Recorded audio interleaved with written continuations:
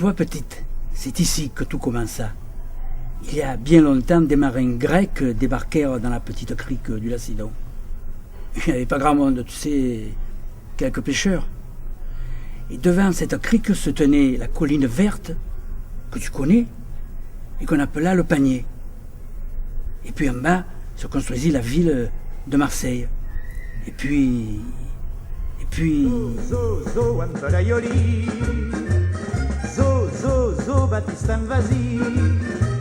Et grâce à cette expression magique, tout s'arrange et tout devient comique.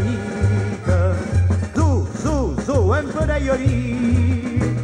Plus de gens moroses, on voit tout en rose, en poussant gaiement ce cri. Zo, Empedaioli.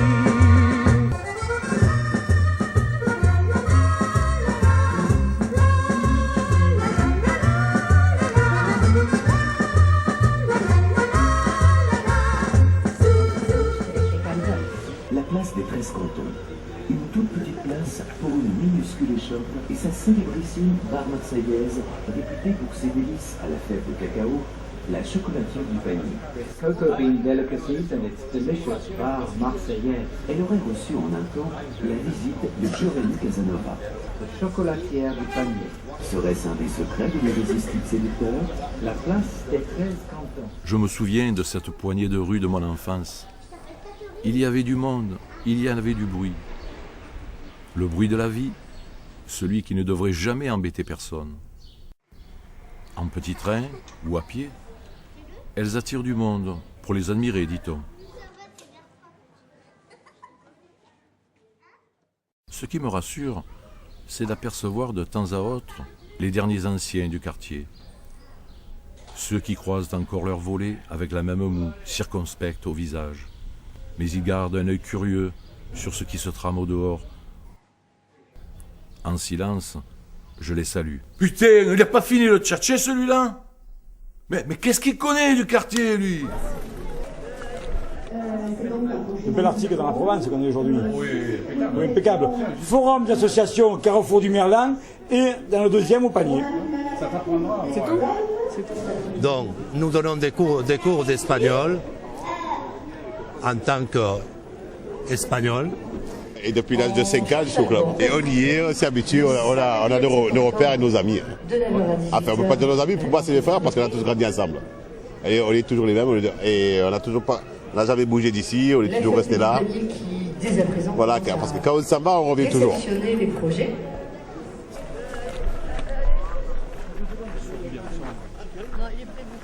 Je vais expliquer un peu aux parents comment fonctionne un club. Disant que quand on paie une cotisation dans un club, c'est pas avec ça que l'on paie les professeurs. S'il n'y a pas les bénévoles chez nous qui font des animations, des spectacles, des vides-greniers, où les parents ne viennent pas nous soutenir, on n'aurait pas l'argent pour payer les professeurs. Dans l'esprit des subventionneurs, il y a des associations animées par des bénévoles, donc on considère qu'ils n'ont pas besoin de beaucoup d'argent, et des associations animées par des professionnels. Là, bien sûr, on considère qu'il faut les payer, donc on donne des subventions de fonctionnement à celles-là. Mais les associations de bénévoles, on ne leur donne pas grand-chose. Alors que leurs ateliers, il faut aussi payer des professionnels, de la même façon. L'association des Trépeux du Panier, bon, c'est pas lourd, c'est ce que j'ai voulu. C'est donc aujourd'hui ce qu'on appelle une petite entreprise culturelle et artistique. Il y a 5 salariés permanents. On est des structures qu'emploient sur le quartier. Même si on est des emplois aidés, on emploie. Il n'y a pas que les emplois aidés d'ailleurs. Il n'y a pas de Père Noël avec nous. Non, il y a le Père Jean Noël, mais il n'y a pas Père Noël. Et je suis vice-président du CIQ aussi, tiens. Président Missieux. Voilà, tout à fait, bien sûr. Le CIQ du Panier existe, il faudrait demander à son président, mais je pense que vous avez dû déjà l'interroger.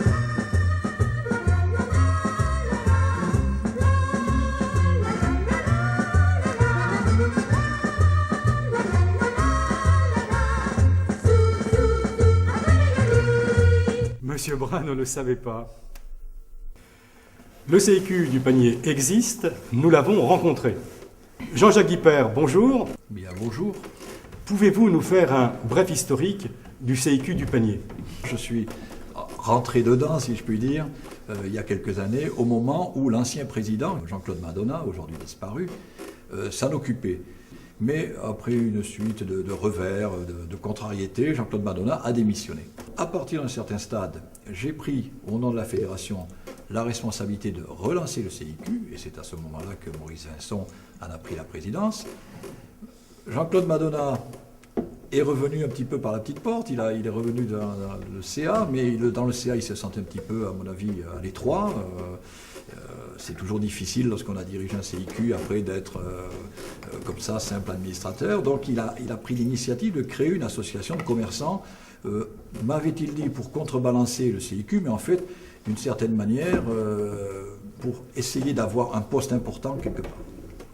Et vous pensez qu'une association de commerçants et d'habitants peut avoir du poids, comme le même impact qu'un CIQ? Sur un quartier déterminé, deux associations peuvent être complémentaires.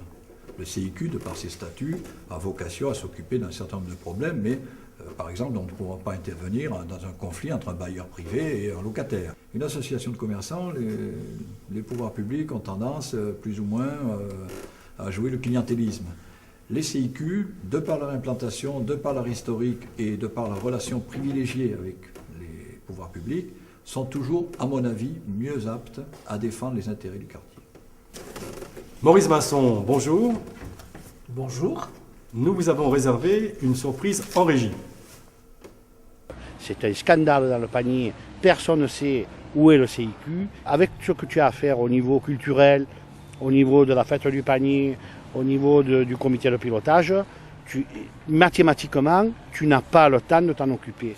Moi, en tant que président de l'association des commerçants et des habitants, je peux très bien prendre le relais. Je le prends, mais les gens, ils ont des CIQ dans la tête et l'association, ils s'en foutent. La piétonisation, ça fait 2 ans que ça dure, on devait faire beaucoup de choses, on n'a rien fait du tout. Les enseignes, même chose. L'hôtel-Dieu qui est derrière moi, ils sont en train de le vendre, ou ils l'ont déjà vendu pour faire un restaurant 4 étoiles. Les lettres, tu peux en envoyer 500 de lettres. Il faut physiquement les gagner, la mairie centrale. Et ça, tu n'as pas le temps de le faire. Voilà, le problème, il est là, Maurice. Et quand tu veux, tu viens manger au restaurant, je t'invite. Maurice Masson, la surprise est-elle bonne? Serge, pour qui j'ai aussi énormément d'estime, me tient ce discours assez régulièrement, donc je ne peux pas dire que je sois surpris de l'entendre le dire encore une fois. Il est loin de moi l'intention de nier que le CIQ, comme toute association, comme toute action, a ses problèmes et qu'un certain nombre de choses ne tournent pas aussi rond qu'il le faudrait. La communication en particulier, je suis tout à fait conscient qu'elle n'est pas très réussie au CIQ du panier. Je veux dire, on n'a pas de local, on n'a pas de bulletin, donc il a quand même raison dans le sens où les gens ne savent pas toujours très bien ce que fait le CIQ. Où je considère qu'il se trompe, c'est quand il dit que mon activité culturelle m'empêche de mener mon activité de CIQ. Ce qui est certain, c'est que mon activité culturelle prend le dessus au niveau médiatique parce que c'est mon métier et que, évidemment, c'est ce qui apparaît en priorité, mais ça ne m'empêche pas de faire le travail du CIQ. Vous voulez dire par là que le CIQ n'est pas connu par les habitants du quartier, faute probablement d'un local, mais qu'il est reconnu par les institutionnels et par la presse. Oui, tout à fait. Alors là-dessus, justement, c'est ce que j'allais dire. Où Serge, à mon avis, se trompe, c'est quand il dit qu'il ne suffit pas de téléphoner ou d'écrire, il faut rencontrer les gens. Je ne fais que ça. Je rencontre les institutionnels, les élus, je rencontre les responsables de la police, de Romède, enfin des différentes institutions, très régulièrement sur les problèmes du quartier. Êtes-vous efficace ? Alors, ça, c'est une autre affaire, parce qu'un CIQ, ça touche à beaucoup de problèmes, ça intervient sur beaucoup de points. Ce n'est pas obligatoire que tous les points sur lesquels il intervient aient un résultat positif. Mais ce n'est pas parce qu'il n'y a pas de résultat que le CIQ n'est pas intervenu. Il y a quand même des résultats. Il y en a eu. Lesquels ? Je ne vais pas les lister dans le détail, mais je veux dire, il y a des problèmes récurrents sur lesquels on intervient. C'est les problèmes de propreté, par exemple. Pour qu'il y ait davantage de personnel, pour que le matériel soit mieux adapté, pour que certaines rues qui étaient négligées ne le soient plus. On a eu des résultats en 2006. C'est vrai qu'en ce moment, il faut repartir à l'attaque parce qu'on sent un relâchement dans certaines zones. Les problèmes de sécurité, je rencontre régulièrement le capitaine Gréco, qui est le responsable de la police du quartier. On a eu des rencontres avec le préfet de police. Donc, on intervient. Alors, certaines fois, il y a des résultats. Après, il y a tous les problèmes d'aménagement urbain. Il y a un travail assez important que j'ai mené ces derniers mois sur les réfections des rues dans le quartier. Et enfin, je crois que le résultat est là. Un certain nombre de rues ont été retapées. Les problèmes d'éclairage. Les places aussi, semble-t-il. Alors, les places aussi. La place du refuge, qui est un problème depuis déjà pas mal d'années, enfin, quelque chose commence à voir le jour. On n'est pas satisfait du projet d'immeuble, mais de toute façon, il va se faire quelque chose et la place va être rénovée. Et il serait bon que les membres du conseil d'administration s'en inquiètent aussi. Il serait bon qu'ils aillent aussi transmettre à la population les informations, au lieu de simplement écouter ceux qui protestent, ceux qui contestent. Serge Ducoureau avait l'air de remettre en cause votre fonction. Moi, je travaille sur ce quartier depuis plus de 30 ans. Je travaille pour ce quartier, j'essaye de travailler pour les habitants. Je le faisais avant d'être au CIQ. Je me suis retrouvé au CIQ président, je vais continuer à le faire évidemment. Je veux dire, il y a un fonctionnement démocratique, il y a un bureau, il y a un conseil d'administration, il y aura une assemblée générale, il y a des élections. Si je ne suis plus président, je continuerai à travailler pour ce quartier. Messieurs les présidents, je vous remercie. Au revoir Julie. Au revoir Julie et merci. Merci. Putain, c'est pas croyable. Ils ont pris un Parisien pour une émission du panier. Alors là, on aura tout vu. On fait souvent les courses avec Jean-Jean, comme il perd le cerveau, il a la maladie d'Alzheimer. Alors, on fait 3 fois les courses dans la journée. Voilà. Et il est là, le petit Jean-Jean. Il a de passer du café, là. Ah, si on lui demande un gibier, il n'oublie pas, il sert de suite. Ça, si c'est des cafés, c'est un peu plus long.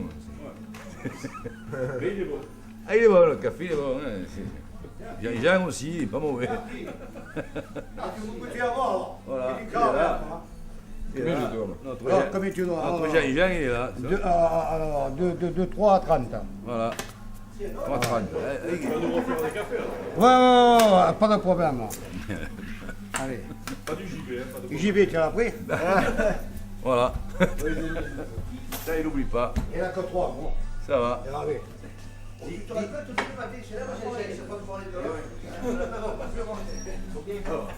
plus, tu peux tout dire devant la télévision, il n'y a pas de problème. Hein. Mais. Raconte tout. Fais-toi là. Vas-y, vas-y.